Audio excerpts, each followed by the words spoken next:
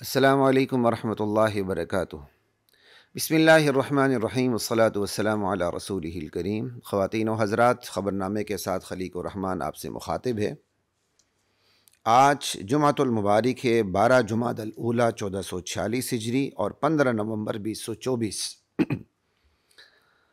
آج کی جو پہلی خبر آپ کے سامنے رکھنے لگا ہوں، اور بڑی اچھی خبر ہے اس حوالے سے کہ حکمرانوں کو چلو اتنی فکر تو ہو ہی جاتی کبھی کبھار۔ وزیر اعظم شہباز شریف کی قوم سے باران رحمت کے لیے نماز استسقاء ادا کرنے کی اپیل۔ نماز استسقاء جب ماحول میں بارش کی ضرورت محسوس ہو، پانی کی کمی ہو، کسی بھی حوالے سے بارش کی ضرورت محسوس ہو رہی ہو، اس وقت نماز استسقاء پڑھی جاتی ہے، اور بہت اچھی بات ہے، پڑھنی چاہیے، اور اسے 3 دن تک پڑھنا مستحب کہا گیا ہے۔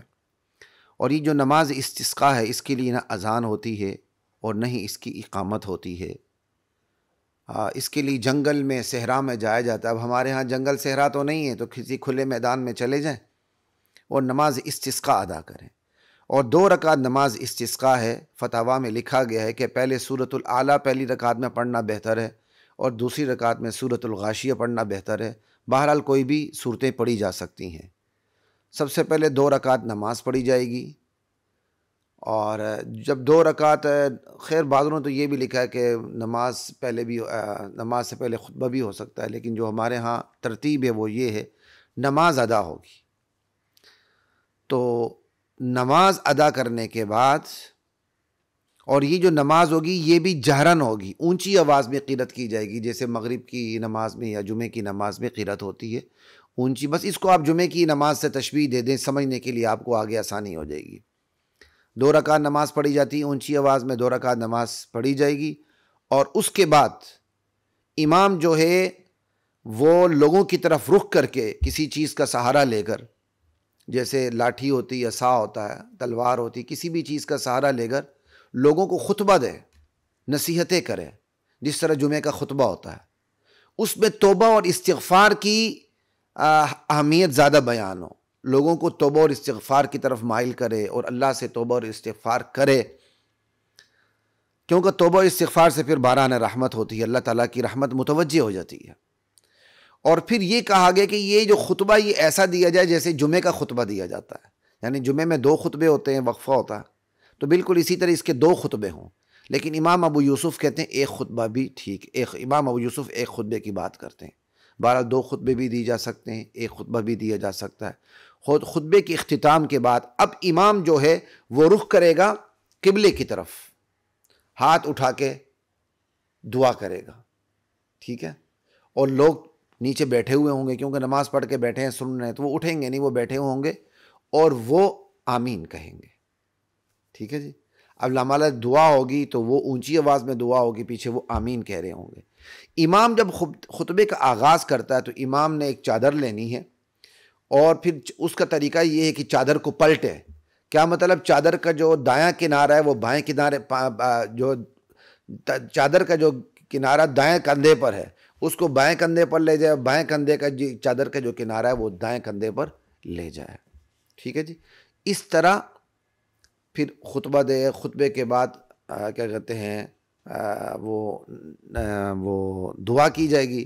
ہمارے ایک استاد مرحوم فرمایا کرتے تھے، جو آج کل کے ائمہ کرتے ہیں، نماز کے بعد قبلہ رخ وہ ہوتے ہیں اور پیچھے، جیسے عموماً جمعے میں بھی یہ زیادہ ہوتا ہے کہ ہم دعا کر رہے ہوتے ہیں، پیچھے آمین کہہ رہے ہوتے ہیں، تو ہمارے استاد ہمیں پڑھاتے ہوئے کہا کرتے تھے کہ بھائی یہ طریقہ نماز استسقاء کا ہے کہ امام قبلہ رخ ہوتا ہے، ہاتھ اٹھا کے دعا کر رہا ہوتا ہے، اور پیچھے لوگ بیٹھے ہوتے ہیں اور وہ آمین کہہ رہے ہوتے ہیں، کہ بھائی یہ تو نماز استسقاء کا طریقہ ہے۔ خیر مجھے ایک بات یاد آ گئی، چونکہ وزیر اعظم شہباز شریف نے بڑی اچھی بات کی، حکمرانوں کی جو اچھی بات ہوتی ہے اس کی تعریف کرنی چاہیے، اگر اس کے متعلق کوئی وضاحت ہو تو وہ بھی کر دینی چاہیے۔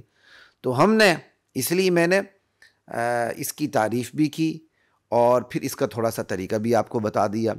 اور نماز استسقاء ضروری نہیں ہے، آپ ویسے بھی استسقاء کے لیے دعا کر سکتے ہیں۔ نبی علیہ السلام سے ثابت ہے کہ آپ کو کیا کہتے ہیں بارش کی ضرورت، اس وقت فوگ سموگ کی انتہا ہوئی ہے، خصوصاً لاہور میں چلنا دشوار ہو رہا ہے، باہر نکلنا دشوار ہو رہا ہے، بیماریاں اتنی پھیل رہی ہیں، تو اس میں اگر آپ کے ماحول میں، آپ کے محلے میں نماز استسقاء ادا نہیں ہوتی تو آپ ویسے دعا کر لیں، یہ بھی ثابت ہے استسقاء کے لیے، بارش کے لیے دعا کر لیں، اور آپ ویسے نوافل بھی اپنی جگہ پڑھ سکتے ہیں، نفل پڑھ کے اللہ تعالیٰ سے دعا کریں، یہ بھی ہو سکتا ہے، لیکن با جماعت نماز استسقاء پڑھی جائے تو بہت اچھی بات ہے۔ اب آتے ہیں جی ہم دوسری خبر کی طرف، اور بڑی غیرت والی خبر ہے، لیکن غیرت دشمن دکھا رہا ہے، ہم نہیں دکھا رہے۔ دشمن بھی غیرت دکھائے نا تو اپریشیٹ کرنا چاہیے، اپریشیٹ اس لیے کرنا چاہیے کہ ہمیں اس سے نصیحت لینی چاہیے۔ بندہ دشمنوں سے بھی سیکھتا ہے بھائی۔ لقمان حکیم سے کسی نے کہا عقل کہاں سے سیکھی؟ حکایت ہے، جھوٹی سچی ہو سکتی، اس نے کہا میں نے بیوقوفوں سے عقل سیکھی، جو وہ کام کرتے تھے میں نے وہ کام نہیں کیا۔ ہمیں دشمنوں سے بھی غیرت سیکھنے کی ضرورت ہے، اور بڑی کمال کی خبر ہے، بڑی غیرت والی خبر ہے۔ کیا ہے جی؟ بھارت نے اپنی کبڈی ٹیم بھی پاکستان بھیجنے سے انکار کر دیا۔ Well done India, Bharat, Hindustan, شاباش، تمہیں یہی غیرت دکھانی چاہیے تاکہ کم سے کم ہمیں غیرت کا خیال تو آئے۔ تم کرکٹ ٹیم کے بارے میں تنگ کرتے ہو، تم نے ابھی کیا کہتے کبڈی ٹیم کے بارے میں تنگ کرنا شروع کر دیا، اور ہمارے لوگ سکھوں کو آگے کر کے بابا گرو نانک کے جنم دن پر جو ہمارے سکھ آ رہے ہیں، یاتریوں کی آمد آ رہی ہے، اس میں ہم سکھوں سے کہلوا رہے ہیں کہ بھائی مودی سرکار پر برہم کھیلوں میں سیاست لا رہا ہے مودی سرکار۔ میں کہہ رہا ہوں مودی سرکار بہت اچھا کر رہا ہے، تمہاری غیرت کو جگا رہا ہے حکمرانوں۔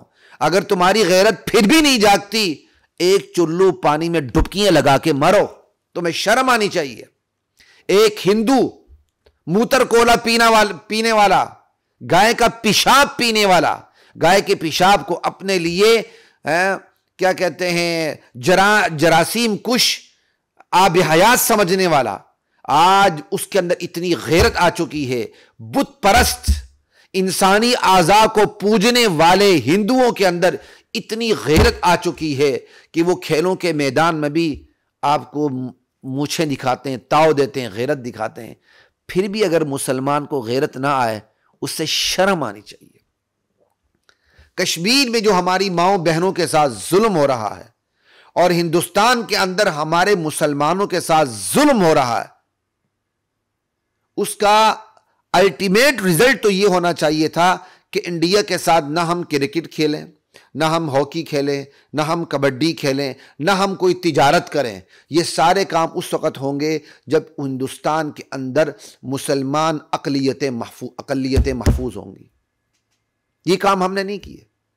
یہ کام ہندوستان ظلم کرتے ہوئے غیرت دکھا رہا ہے۔ تو دشمن بھی اگر اچھا کام کرے نا تو اپریشیٹ کرنا چاہیے۔ اچھا کام کیا ہے؟ ظلم کرنا اس کا برا ہے، لیکن بہرحال ہندو مت کے اوپر اپنی غیرت دکھا رہا ہے۔ یہ اچھا کام اس لیے کہ بھائی دشمن اپنی غیرت دکھا رہا ہے نا، ہمیں اس سے سبق لینا چاہیے کہ غیرت دکھانا ہمارا کام تھا، وہ دکھا رہا ہے۔ تو اگر ہم قرآن و حدیث سے سبق نہیں لیتے تو کم سے کم دشمن سے بھی تو سبق لے لیں بھائی، دشمن ہی سے سبق لے لیں۔ کوئی کھوپڑی میں اگر دماغ ہے بھوسا نہیں بھرا ہوا ہے، اور ہمارا دماغ کیا کہتے ہیں کھوپڑی سے اتر کر کہیں اور تشریف نہیں لے گیا ہے، رأیت النہا کلہا فی الخصا نہیں ہوا ہے، تو پھر کم سے کم ہمیں اس سے غیرت پکڑنی چاہیے۔ تیسری اور آخری خبر جو میں نے آپ کے سامنے رکھنی ہے وہ بڑی افسوسناک ہے۔ وہ یہ ہے، بلوچستان کے ضلع ہرنائی میں آپریشن، 3 دہشت گرد ہلاک، میجر اور حوالدار شہید۔ دوران کارروائی دیسی ساختہ بم فورسز کی گاڑی پر پھٹنے سے میجر محمد حسیب شہید، حوالدار نور احمد نے بھی بہادری سے لڑتے ہوئے شہادت پائی۔ انا للہ و انا الیہ راجعون، ثم انا للہ و انا الیہ راجعون۔ پاکستان اپنی سرحدات کے اندر بھی اللہ اکبر مشکلات کا شکار ہے۔ یہ مشکلات کیوں آ رہی ہیں؟ ایک مستقل موضوع ہے۔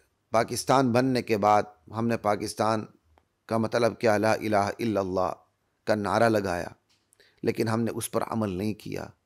قرآن و سنت کے نفاذ کی بجائے ہم نے یہاں 1935 ایکٹ کو نافذ کیا۔ اللہ کی حاکمیت کی بجائے ہم نے طاغوت کی حاکمیت کا نفاذ کیا۔ اسلامی معیشت اور معاشرت کے بجائے شیطانی معیشت اور معاشرت کا نفاذ کیا۔ تو یہ دن آج ہمیں دیکھنے پڑ رہے ہیں۔ یہ تو شکر کریں اس ملک کے اندر مساجد اور مدارس ہیں، دینی اور فلاحی ادارے ہیں، دعوتی اور جہادی کام ہیں، اس کی برکات سے وہ عذاب نہیں آ رہا جس عذاب کے ہم مستحق ہیں، خدا کی قسم۔ آج ہماری کون سی سرحد محفوظ ہے؟ نہ ہمارے افغانستان کی سرحد محفوظ، افغانستان والی کی جانب والی، نہ ہماری ایران کی جانب والی سرحد محفوظ ہے، نہ ہماری انڈیا کی جانب والی سرحد محفوظ ہے۔ ہم کہاں جائیں؟ ہمیں سوچنے کی ضرورت ہے۔ دشمنوں کے توپوں کے تمام دشمنوں کے توپوں کے رخ ہماری طرف ہیں۔ ہم مطالعہ پاکستان میں ہم پڑھایا جاتا ہے ایران ہمارا برادر ہمسایہ ملک ہے۔ یہ برادر ہمسایہ ملک نہیں، یہ حرامی ملک ہے۔ بلوچستان کے اندر جتنی کارروائیاں ہو رہی ہیں آپ جا کے انویسٹیگیٹ کر سکتے ہیں، اداروں کو اس چیز کا پتہ ہے ایران کتنا انوالو ہے۔ ایران پاکستان کے اندر اپنی پراکسی وار لڑ رہا ہے۔ یہ بلوچستان کو علیحدہ کرنے کی جتنی تحریکیں ہیں، ان سب کو جو پانی مل رہا ہے، اس کی آبیاری ہو رہی ہے، وہ چابہار سے ہو رہی ہے۔ کلبھوشن کون تھا؟ کہاں سے آیا تھا؟ اس لیے آنکھ بند کر کے محض بلوچستان کے اندر اگر ایسے واقعات ہوتے ہیں تو آنکھ بند کر کے اپنی فوج کو تنقید کے نشانے پر نہ رکھیے، بلکہ ان پر اعتماد کیجیے۔ میں یہ کہوں گا، ہاں ساتھ ہم یہ بھی کہیں گے اور تمنا کریں گے کہ مسلمان اور مسلمان فوج آمنے سامنے نہ ہو، دونوں طرف ہمارا نقصان ہے، اللہ ہماری حفاظت فرمائے۔ لیکن اگر کوئی غداری کرتا ہے، بغاوت کرتا ہے اور ایران کے ساتھ مل کے پاکستان کے اندر بلوچستان میں کارروائیاں کرتا ہے تو پھر اس کے لیے جینے کا حق اسلام کی روح سے بھی ختم ہو جاتا ہے۔ اور ہماری پاک فوج کو بھی کوشش کرنی چاہیے کہ وہ پاکستان کے اندر اسلامائزیشن کے عمل میں سب سے آگے ہو، کیونکہ پاکستان کا مضبوط ترین ادارہ یہی ہے اور یہی سب کچھ اسباب کی دنیا میں کر سکتا ہے۔ ہم اتنا ہی کہہ سکتے ہیں۔ السلام علیکم ورحمۃ اللہ وبرکاتہ۔ وَلَقَدْ أَنزَلْنَا